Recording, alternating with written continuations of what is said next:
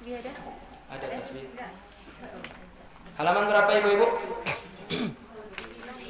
Halaman 9 ibu ya. A'udzu billahi minasyaitonir rajim. Bismillahirrahmanirrahim. Alhamdulillahirabbil alamin wassalatu wassalamu ala asyrafil anbiya sayyidina Muhammad wa ala alihi washabbihi ajmain. Rabbi shrah li sadri wa yassir li amri wahlul 'uqdatam min lisani yafqahu qawli. Sampai di soal jika kita ditanyai orang. Itu ibu. Sampai 8 yang di bawah. 8 yang di bawah. 2 dari bawah. Baca ibu yang mana? Jika kita ditanya orang yang mana Untung baik dan yang mana untung jahat ya. Ada orang dalam melakukan satu aktivitas itu mendapatkan keuntungan. Tapi tidak semua, pertanyaannya apakah semua keuntungan yang kita lakukan, pekerjaan yang menurut kita menguntungkan kita, apakah itu pasti baik? Belum tentu.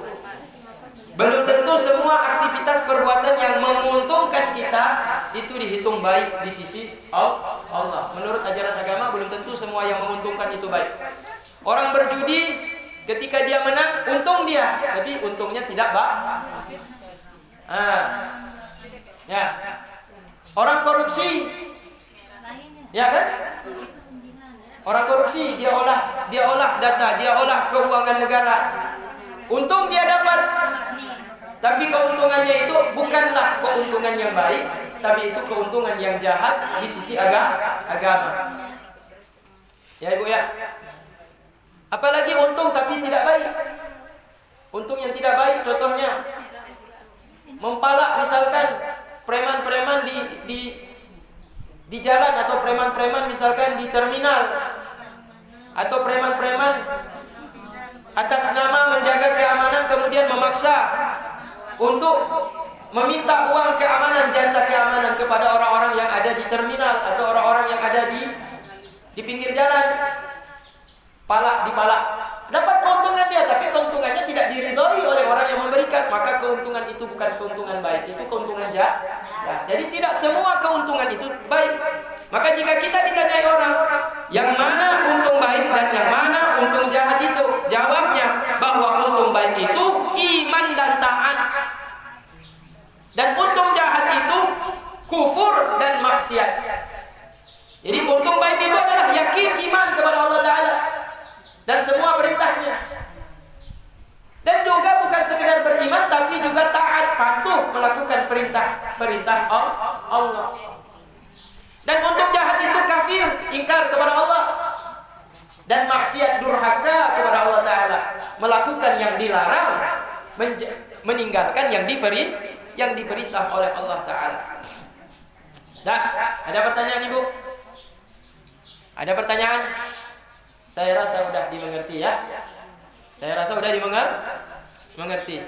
Cuma pertanyaan sekarang saya tanya, kalau ibu udah mengerti, saya tanya ibu, kenapa orang udah tahu ini maksiat tapi dikerjakan? Dan dia juga orang mukmin. Godaan. Ada berapa godaan ibu?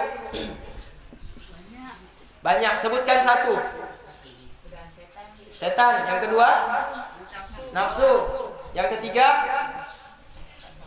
dunia. Ya. Yaitu 3 musuh manusia. Manusia yang mukmin. 3 musuh manusia yang tahu baik dan buruk, tapi kemudian dia melakukan justru yang dilarang oleh Allah Ta'ala. Maka ada musuh yang selalu menghasut, yang selalu merayu dia agar melakukan yang dia ketahui bahwa itu dilarang oleh agama, yang dilarang oleh Allah, yang dia imani justru dia langgar. Karena pertama pengaruh setan. Setan itu anak buah iblis. Iblis itu adalah musuh besar manusia. Musuh besar manusia siapa? Iblis. Iblis itu sejak kapan dia ada? Sejak belum lahir Nabi Adam. Sejak belum diciptakan Nabi Adam udah duluan ada iblis. Jadi iblis lebih tua daripada manusia itu sendiri.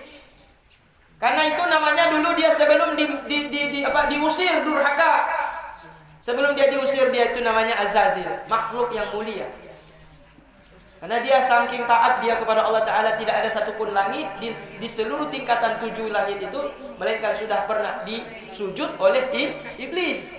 Namanya Azazil dulu. Kemudian sesudah diciptakan Adam, diperintahkan sujud untuk menghormati Adam. Dia melawan karena dia menganggap dirinya lebih mulia daripada Adam alaihissalam. Maka dia diusir dari dalam surga. Diusir dari kenikmatan diusir daripada kenikmatan surga. Sehingga karena itulah iblis dendam sampai kiamat akan menggelincirkan Adam dan semua anak-anak keturunan Adam hingga sampai kiamat.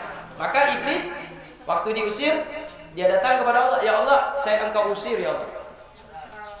Dan saya dendam kepada Adam karena dialah saya diusir. Maka saya mohon kepadamu, berikan kepadaku umur yang panjang hingga sampai datang kiamat.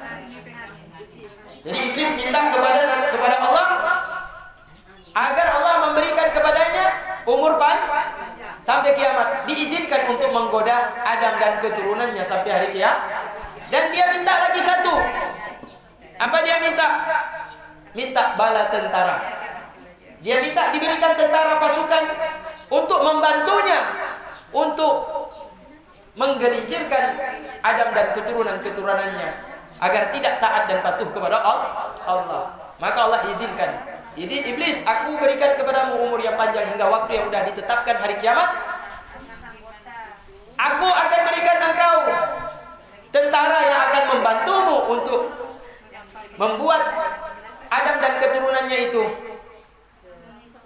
diuji dengan ujianmu. Tapi ketahuilah iblis, engkau tidak akan dapat untuk menggoda mereka kecuali orang-orang yang keluar daripada ketaatan kepadaku, kata Allah Subhanahu wa taala. Jadi Allah memberikan pasukan tentara kepada iblis, yaitu setan.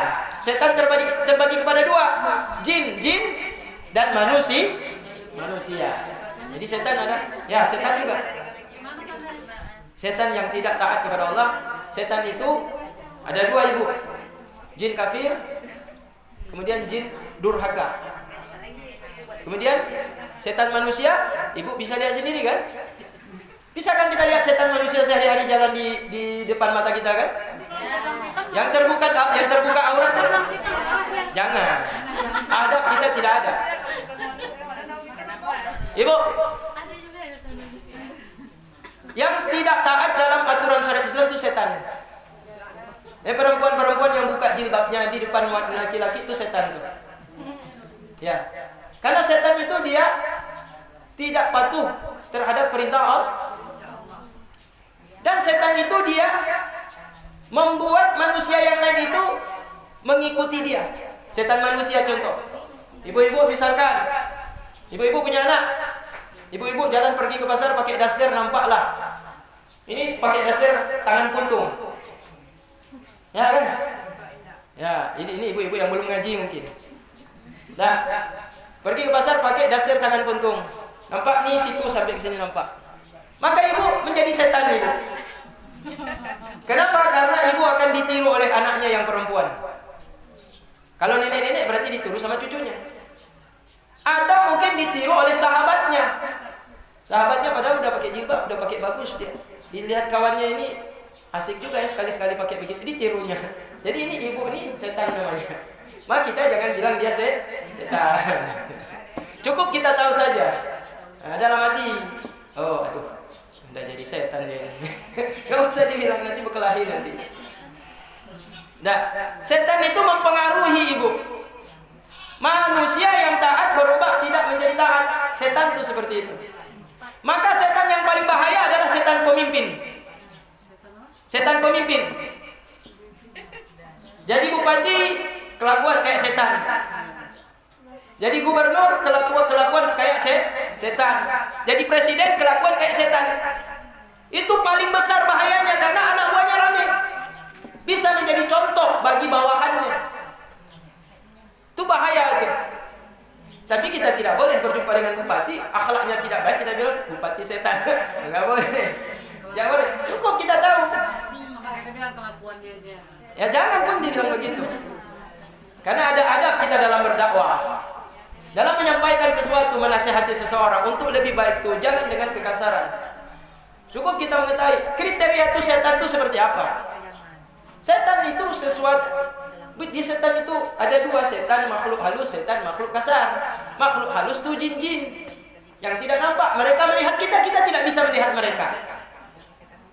Setan yang paling bahaya adalah setan yang nampak di depan kita. Karena dia langsung memanggil kita, mengajak kita, merayu kita. Sehingga kita melupakan Allah Ta'ala. Sehingga kita tidak mengikuti peraturan perintah Allah Ta'ala. Jin itu kan ada yang Islam, Ustaz. Ya, jin-jin muslim.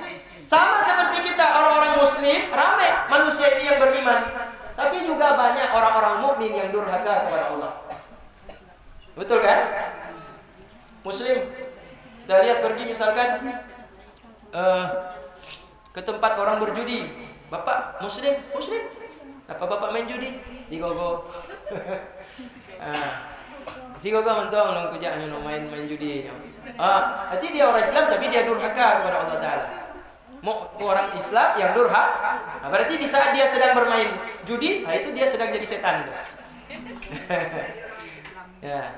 Kalau dia sedang buka aurat, berarti dia sedang jadi setan. Kalau dia tutup aurat, berarti dia tidak lagi jadi setan. Bukan lagi setan, bukan setan muslim namanya. Dia berubah bukan lagi sebagai setan. Tapi bunglon juga. Ya. Tapi jin itu masih banyak juga di masjid, Ustaz.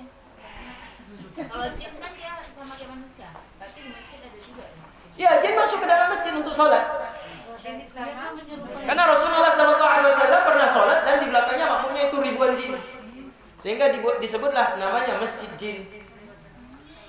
Masjid Jin itu yang ada di Madinah apa di Makkah? Sehingga Itu baik jin yang enggak? jin baik lah itu. Jin Islam. Jin muslim tuh, jin muslim yang taat. Ada jin muslim yang durhaka juga.